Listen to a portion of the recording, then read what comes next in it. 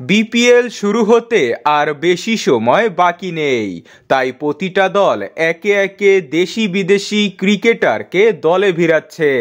তবে চিটাগং কিংসের চমক যেন থামছেই না। তারা আরও দুই দেশি ক্রিকেটারকে সাইন করেছে।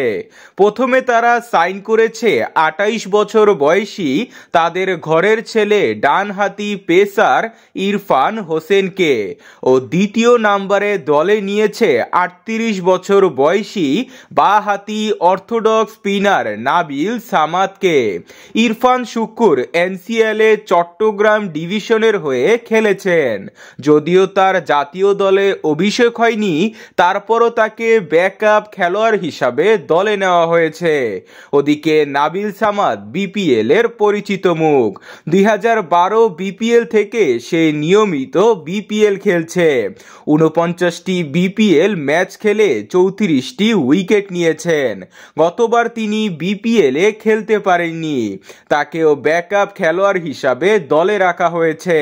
তবে সবচেয়ে খারাপ খবর হলো যে এবারের বিপিএল এ প্রথমবারের মতো দেখা যাবে না সাকিব আল হাসানকে।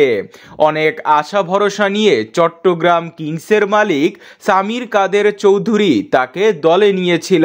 মাহমুদুল্লাহ রিয়াদকে দলে নেওয়ার সুযোগ থাকলেও তিনি দলে নেননি। তবে বিশ্বসেরা নাম্বার 1 অলরাউন্ডার ও বিপিএল এর হাইস্ট উইকেট টেকার সাকিব এবারের বিপিএল এ খেলবেন না। মূলত পলিটিক্যাল ইস্যুয়ের কারণে তিনি এবারের বিপিএল মিস করবেন। তবে ইংলিশ সুপারস্টার মহিন আলীকে ৩ মাস আগে চুক্তি করেছিল চিটাগং কিংস, কিন্তু তার অ্যাসে টি-20তে চুক্তি রয়েছে আর তাকে ক্যাপ্টেন অথবা গুরুত্বপূর্ণ খেলোয়াড় হিসাবে দলে রাখা হয়েছে। তাই প্রথম দিকে তাকে পাওয়া যাবে না, কিন্তু ২-৩ ম্যাচের জন্য মহিন আলীকে যে ঢাকায় আনবে তারও কোনো নিশ্চয়তা নেই। তাই সাকিব ও মহিন আলীকে বাদই দিতে হবে। আরও বিস্তারিত জানতে আমাদের সাথেই থাকুন।